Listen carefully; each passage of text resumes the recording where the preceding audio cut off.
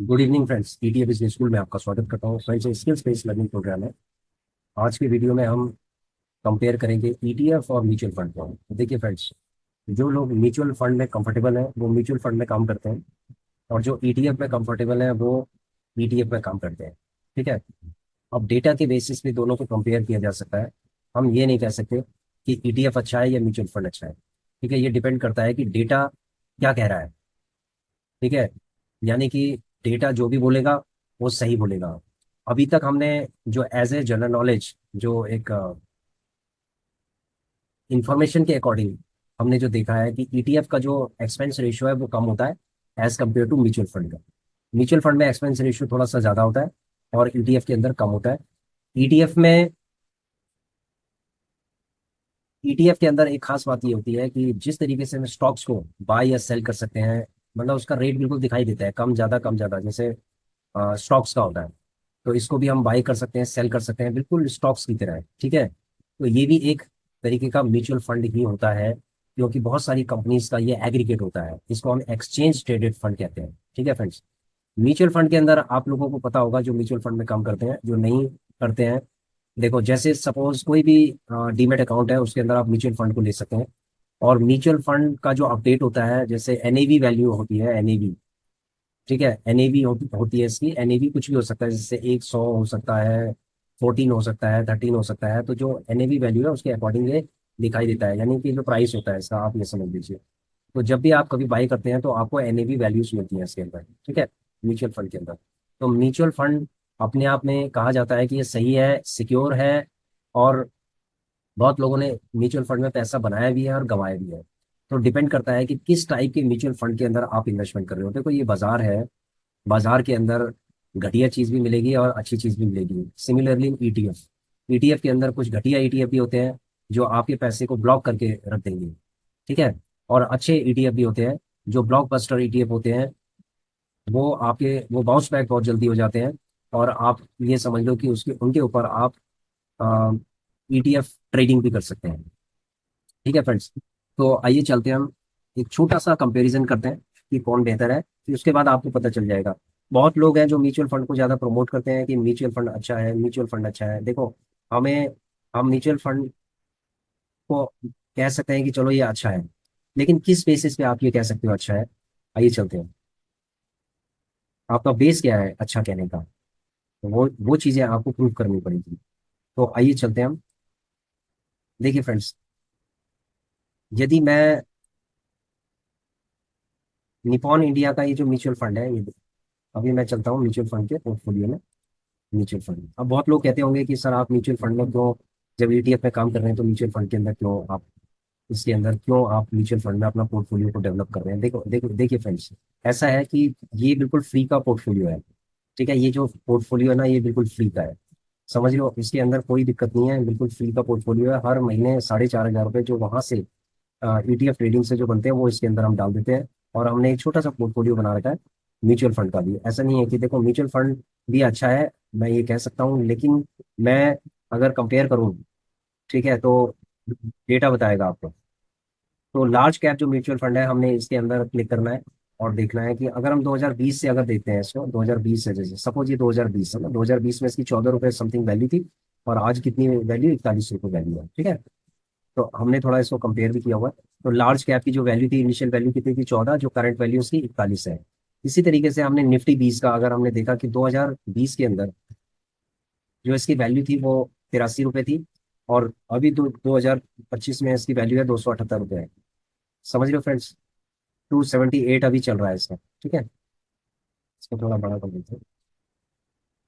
ये देखिए, large cap जो म्यूचुअल फंड है उसकी वैल्यू 14 रुपये एनएवी थी 2020 में, 2025 में 41 हो गई। तो अच्छा खासा एक वो दिया है इसने, अपग्रेड, अच्छा खासा एक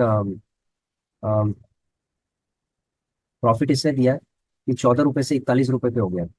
इसका है 83 रुपये से 278 रुपये पे हो गया, इसका भी अच्छा है। ठीक है, 83 रुपये से 278। तो इसका मतलब है कि 27 रुपये ये बढ़ा है। ठीक है, लास्ट 5 साल में।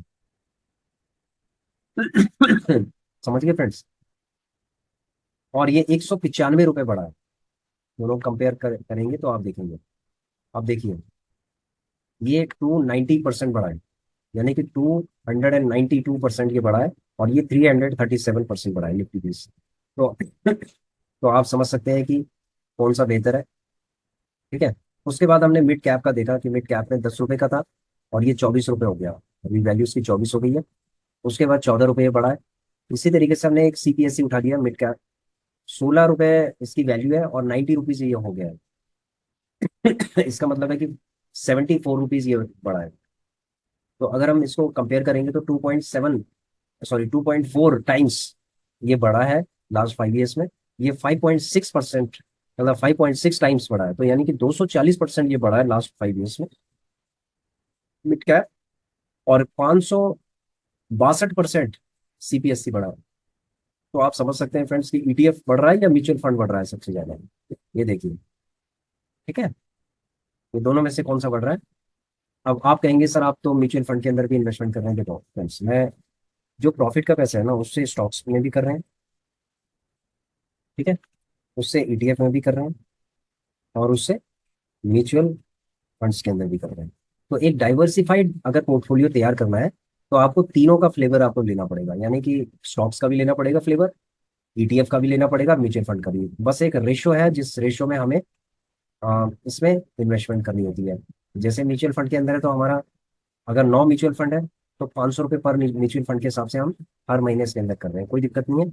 जैसे मान लीजिए इस साल अगर हमने 500 रुपये किया है तो अगले साल हम 600 रुपये पर म्यूचुअल फंड भी हम कर सकते हैं। तो जैसे 450 जा रहे हैं अभी, तो अगले साल 1000 रुपये और चला जाएगा। ठीक है, लगभग 1000 रुपये और जाएगा। तो ऐसे करके ये हर साल अपग्रेड होता जाएगा। समझ गए फ्रेंड्स। ईटीएफ है, ईटीएफ में जो जो नीचे गिरता है, हमने जो टॉप क्लास के ईटीएफ है, जो जो गिरता है उसमें से उठाते रहते हैं उसको। स्टॉक्स के अंदर भी जैसे जो जो नीचे गिरता रहता है, क्योंकि हमने फंडामेंटल चेक कर लिया है, तो जो जितना नीचे गिरता रहता है उसके हिसाब से हम उठाते रहते हैं। ठीक है फ्रेंड्स। तो ये था एक छोटा सा कंपैरिजन म्यूचुअल फंड और ईटीएफ के बीच में। अब जैसे बहुत सारे लोग हैं ये कहते हैं कि सर म्यूचुअल फंड में बहुत पैसा बनता है। बनता होगा उनका, करोड़ों रुपए का अगर इन्वेस्टमेंट है तो लाखों में उनका बनता होगा, ऐसी बात नहीं है कि नहीं बनता।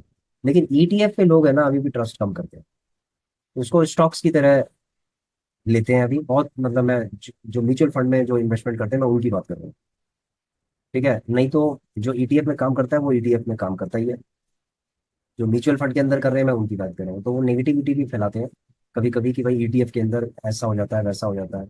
ये प्रॉब्लम्स आती हैं, प्रॉब्लम आती है इसके अंदर। अगर आप घटिया ईटीएफ लोगे तो प्रॉब्लम आएगी। जिस तरीके से घटिया म्यूचुअल फंड होते हैं ऐसे जो घटिया नॉन परफॉर्मिंग हम कह सकते हैं ईटीएफ भी होते हैं। ठीक है, नॉन परफॉर्मिंग अगर म्यूचुअल फंड्स है तो नॉन परफॉर्मिंग आपके ईटीएफ भी होते हैं। तो आपको चूज करने चाहिए कि किस तरीके से आपको ये सेलेक्ट करना है ईटीएफ, उनके फंडामेंटल को चेक करना है। तो ये सब चीज़ें आप जब हमारे वीडियोस को आप देखेंगे तो आपको समझ में आ जाएगा। आप ओल्ड वीडियोस देखिए और 15 जो हमारे ईटीएफ वाली जो वीडियो है उसको जरूर देखिए। उसके अंदर हमने फंडामेंटल पूरा जो 15 ईटीएफ है उनके फंडामेंटल चेक करके हमने एक गूगल शीट बनाई है। और उस गूगल शीट के अंदर सारी चीज़ें हमने टोटल मेंशन किया कि आरएसआई हो गया, अभी तक पीक से ये कितना गिरे हुए हैं। ठीक है, उनकी बाइंग सिग्नल कि भाई हमें इसको बाय करना है, होल्ड करना है या सेल करना है। ठीक है, उस तरीके के भी इंडिकेशंस उसके अंदर दिए हुए हैं। तो ईटीएफ में यदि आप काम करना चाहते हैं तो सबसे पहले एनालिसिस कीजिए, टेस्ट कीजिए उसको, उसके बाद तब आइए। ठीक है फ्रेंड्स। एक छोटा सा डिस्क्लेमर है कि स्टॉक मार्केट में आप किसी भी एरिया के अंदर आप इन्वेस्टमेंट कर रहे हैं हमेशा रिस्क बना रहता है। चाहे आप म्यूचुअल फंड के अंदर कर रहे हैं, चाहे आप ईटीएफ के अंदर कर रहे हैं, चाहे आप किसी भी कर रहे हैं, स्टॉक्स में कर रहे हैं, ये रिस्क जो लेवल है ना ये किसी में ज्यादा होता है किसी में कम होता है। जैसे सपोज ऑप्शन एंड ट्रेडिंग के अंदर करते हैं तो 99.99% रिस्क बना रहता है कि आप लूज कर देंगे। उसके बाद होता है स्टॉक्स का। ठीक है, स्टॉक्स ज्यादा, उससे थोड़ा सा कम रिस्की होते हैं लेकिन रिस्की होते हैं। ठीक है, वो डिपेंड करता है कि किस टाइप के स्टॉक्स हैं। उसके बाद होता है ईटीएफ। ईटीएफ लेस रिस्की होता है, म्यूचुअल फंड भी लेस रिस्की होते हैं, लेकिन जो परफॉर्मिंग इनकी परफॉर्मेंस पे डिपेंड करता है कि कौन से अच्छे परफॉर्मेंस वाले हैं, कौन से नॉन परफॉर्मेंस वाले हैं। तो फ्रेंड्स ये आपको सेलेक्ट करने पड़ेंगे एनालिसिस करने के बाद। समझ गए। तो ये चीजें जरूरी हैं। सबसे पहले एनालिसिस करना जरूरी है। अगर आप एनालिसिस करते हैं प्रॉपर तो उसके बाद ही आप डिसीजन ले सकते हैं। समझ गए फ्रेंड्स। तो thanks for watching our video, please share, subscribe and like our channel. Thank you.